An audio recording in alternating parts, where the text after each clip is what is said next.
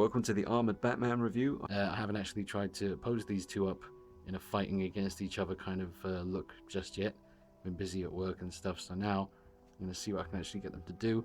He is an incredible looking figure. We already know going into this review that he's not going to be the best when it comes to posability. He may not be able to pose well, but he really is incredible looking.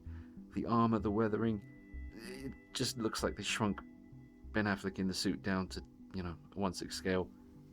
Now, when it comes to the undersuit for the armored version of Batman, it's pretty different to what I assume we're going to get with the regular Batman. Obviously, this is the Nightmare Batman with the jacket off and the scarf off, and the body on the regular Batman will be a bit more thick than this. I think the arms will be bigger.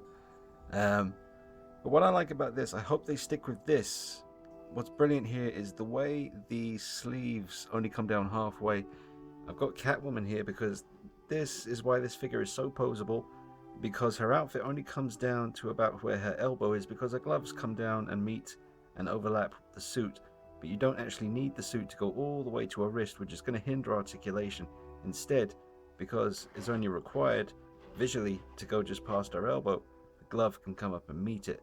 Therefore, you can get this bend. You can leave it like that for as long as you want and not have to worry about any damage to the suit, which is why I'm showing him holding his arm like that, because the sleeve only goes halfway down the arm and the gauntlet will meet it and they'll sort of join here. You could leave regular Batman, in theory, if they go with this design that they've already established with the Nightmare Batman, and you will be able to leave him in pretty extreme poses, at least the top half of the body. I'm not sure what they're going to do when it comes to the legs, although I would suggest the same thing. Same situation as Catwoman again. Her outfit only comes down to her knee, then the boot comes up and meets it. Therefore, you get a hell of a leg articulation, and you can leave it like that because the suit will not be damaged from it. So I hope they stick with that.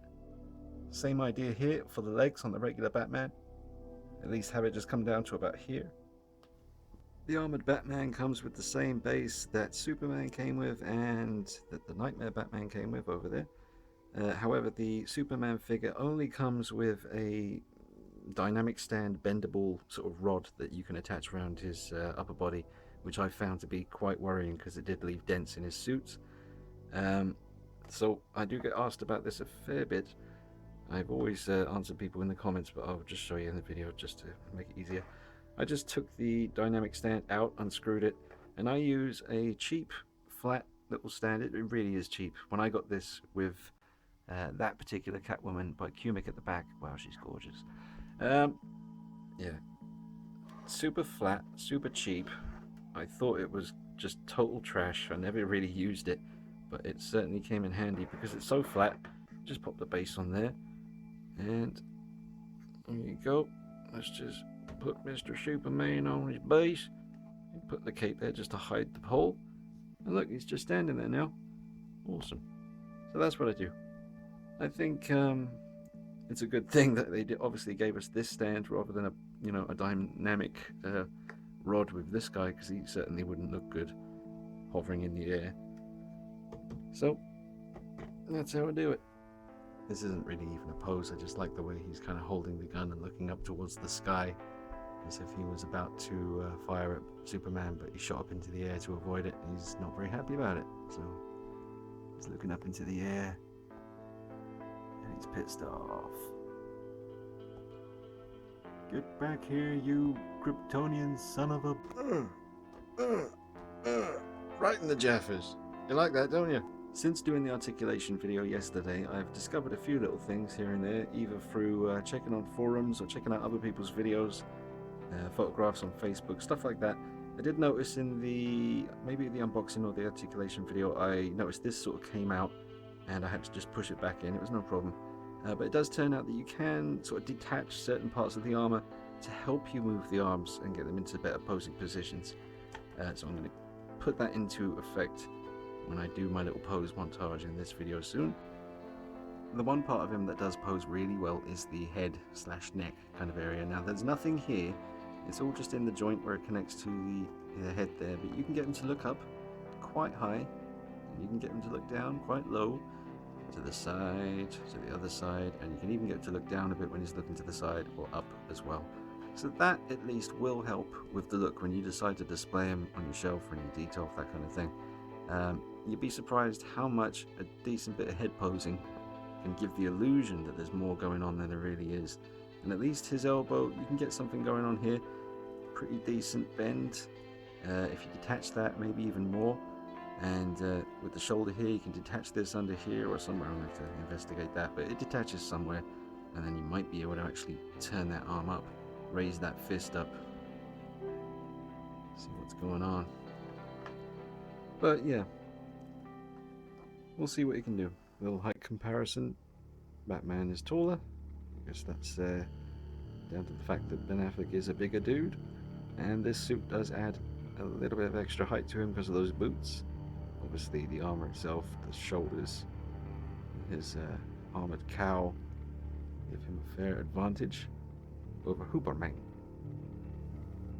Now, if the undersuit from the Armored Batman is meant to be just the regular sort of bat suit with the armor on top of it, they are different colors. The Armored Batman suit is kind of a lighter gray, whereas the one that we're seeing under the jacket on the Nightmare Batman is definitely darker and has a very similar feel when you touch it, but there is a slight difference. But yeah, let me just get this camera to focus. There you go. But yeah, the arms on this guy, obviously they're smaller than they're going to be when the regular one comes out, obviously to allow that jacket to go on him and not bulk him up too much, even though he could do with being a bit bulkier once everything's on him. He was a hella bulky in the movie. But yeah, the undersuit on this one is a lighter grey. Very similar feel and material, could very well be the exact same material they've used. However, it's just a different setup. And Superman, he has a very, very thin suit with a silver body underneath to give this kind of metallic shine that he has. That is because of a silver body underneath that suit. Once it gets to past this point, this whole body underneath is silver, like the T1000 from T-Series sort of thing. Which was a very clever idea, but once you know what they, how they did it, you can't help but see that silver body everywhere you go. But to someone who doesn't know that, they would be wondering how the hell did they get that metallic movie accurate shine to that Superman suit. So yeah, very thin, and this definitely has like a padding effect to create the kind of muscle and the bulk, and the padding is part of the outfit, much like with Nightmare Batman. And I assume regular Batman will also have the same setup. Very clever how they did this. I do really like the cape that they've done for this Batman. It's nice when you get a Batman figure from Hot Toys that actually has a decent cape. Every now and then it does happen. It's a very thin material. Two pieces of very thin material that aren't stitched together at the bottom. They're stitched together at the side here. You can see that if I lift it up, you can see that you can actually just stick your hand right up inside this cape. Between the rough look on the outside and the smooth on the inside, they didn't stitch it at the bottom, so it's all open like a big old bed sheet. But the main thing is, on the outside, the texture is really cool and movie accurate as far as I can tell. That kind of not denim, but that kind of look. Frayed at the bottom. I might give that a little touch up. I might give this whole figure, maybe, as expensive as it was, and as crazy as it might sound to say that I might take a paintbrush to it, I am quite tempted to just weather him up a little bit, because I don't see myself selling this one. I do really like it, and it's very different as far as a Batman figure goes. Also I'll mention, I do intend, and it should be fun, I've been waiting for this guy to turn up, to do a full Batman collection video where I've put all the Batman figures I have in one big row on the shelf, and we'll dive in deep and have a look at all the differences between them. I'm talking about this one, the Nightmare Batman, the Demon Batman from Batman Begins, the 1/4 Hot Toys Dark Knight, the Enter Bay Batman, the Arkham City Batman, the Hush Medicom Batman from the comics, Keaton, another Keaton over there. So yeah, look out for the full Batman collection video coming up very soon. That should be fun. But yeah, a very nice cape. Really nice when Hot Toys get the cape right, and I think they have got it right with this one. Very nice thin material. Did it need a wire? Yeah, possibly. It wouldn't have hurt it to put a wire in here. Would have been nice. But I'm happy without the wire, that's fine. It drapes nicely. Accessory wise, you get the gun for launching the sort of grenades, I guess you'd call them, that have the kryptonite gas in them. You get his grapnel line launcher. I don't want to call it the wrong thing and be silly, but you know, we know what this is from. So you get this thing, and it's very nicely detailed. And well, I don't know if he's even going to be able to pose with that really, because with something like this he needs to extend his arm out and upwards to really have this be of any use. But it's nice that you get it, even if it is useless. Altogether he comes with 7 hands. They're all nicely detailed, rather chunky, big bulky armored Batman hands. And you get the other option for his mouth plate. Very aggressive looking teeth showing one. See the nice work on the gums on that one, not like the Nightmare Batman. Some spare wrist pegs, and oh, of course the spear that he has in the movie doesn't come with the figure. That's kind of like RoboCop not coming with his gun. It's just stupid. I don't know why they did that. If they do suddenly announce a battle damage version that does come with a spear, then that would be just totally out of order. That would really suck. But you could always buy it on eBay, but you shouldn't have to. He should have come with the spear. He has it in the scene before they even fight, right after Martha is kidnapped. Cuts right to Batman, preparing for his fight with Superman. He's holding the spear, and he should be holding the spear right now. But he's not, because they didn't give it to us. To sum up the accessories, you get a fair few decent toys to play with. They do look really nice. They are nicely done. However, because of the figure's hindrances with design of outfit and just lack of posability in general, how much fun you're going to have with these accessories, I'd say would be pretty limited, to be honest. You can certainly have him holding the gun and get him looking pretty badass, but you won't really be doing anything too dynamic with this one. Here's a cool pose of him holding his grenade launcher, or whatever the hell it is. It was not fun to do this pose. I didn't use a hairdryer, I just went in raw. No Vaseline, just managed to pull it off. It looks awesome, was not fun to do. You could leave him like that in theory, but I would be careful about the stock of this gun that does move in and out. But be careful leaving him like this, because just because of the positioning, the way you have to have it like this, be careful this doesn't bend over time because of the arm pushing up against it. So yeah, it looks nice like that, but it certainly wasn't fun putting that gun in both those hands like that. It was just really awkward. Felt like something was about to snap. Luckily though, no breakages. Just a whole lot of badass. I'm going to do a little likeness check on all 3 of these currently released Batman vs Superman figures now. So we'll zoom in on the Armored Batman, and I would say the likeness is pretty much perfect on this. Much like all of these Batman vs Superman figures so far, the likenesses have been really strong. That is definitely Ben Affleck under there. You've got the little mole on the side, I think, or certainly more obvious on this one. Maybe it's slightly covered by the slightly different shape of the section where you can actually see his face. Obviously much bigger on this one. But likeness to Ben Affleck on the Armored Batman is fantastic. Don't forget, you also get, oh shit, you also get this mouth plate as well. Let me just zoom in on this. Great work on that. You can actually see the gums are painted on this one. They haven't missed any spots. Get that damn camera to focus. See that? Really realistic. Very, very, very well done. Great stubble on this one. I'm liking it. And the likeness on the Nightmare Batman obviously is fantastic. You get 3 mouth plates with him. I've just got him in this kind of neutral one at the moment, but absolutely brilliant likeness on that. When I first got this one, I wasn't 100% sure, but now I feel like an idiot because it is obviously fantastic. So, no debating that one either. 3 very, very strong likenesses. Which one is the best? I don't know. Maybe you guys know. I think they're all pretty much equally awesome, likeness-wise. Now, we've already got really up close and personal and seen the detail on the armor in the True Light review, but I will chuck in some footage now, just so you can see all the scrapes, the weathering on the paint job. See the kind of gold on the fins there.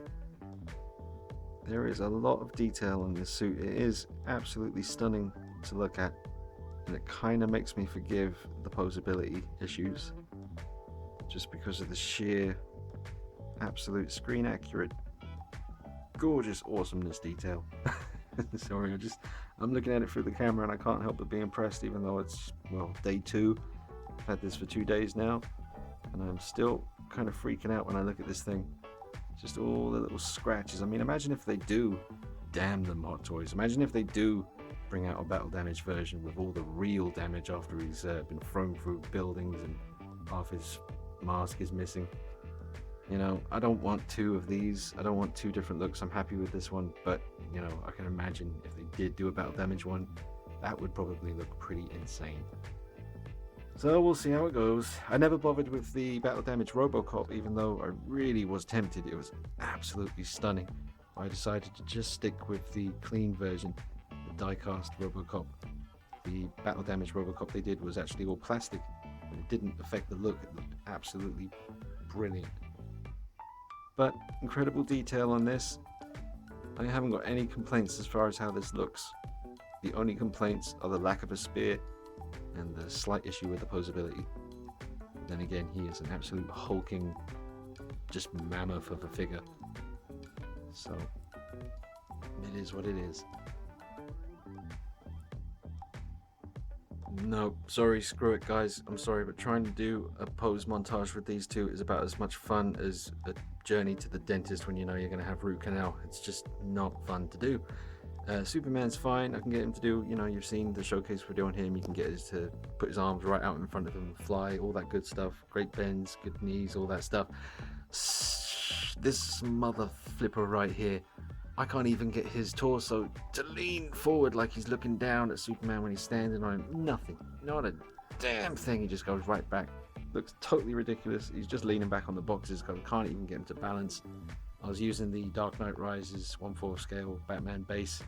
Had some cool ideas for stuff I wanted to do for a pose montage for you, but this figure won't do it. So there's the truth. No pose montage for you, because he ain't up to the job. Anyway, moving on. Alright, so I've changed the mouth plate to definitely the more aggressive mouth plate, and I've turned on the light, the LED in his head to make the eyes glow. I've used all 3 batteries. Apparently you can make it work with the 2 batteries instead of 3, but I do go with the 3 just to get that ultra bright effect. And yeah, this is the first time I've tried this mouth plate. I do really like it. The reason I didn't really take any pictures before with this one is because most of the pictures I was seeing on Facebook and stuff, everyone was going with this faceplate, so I thought I'd rock the other one for a while. It is very, very nice. Super realistic. Can't believe the work they've done on these teeth. How do they even do that? But yep, he looks ready for action. Very nice. Definitely very bright LED in that head. The way the eyes light up is just fantastic. Let me go ahead and turn off the light.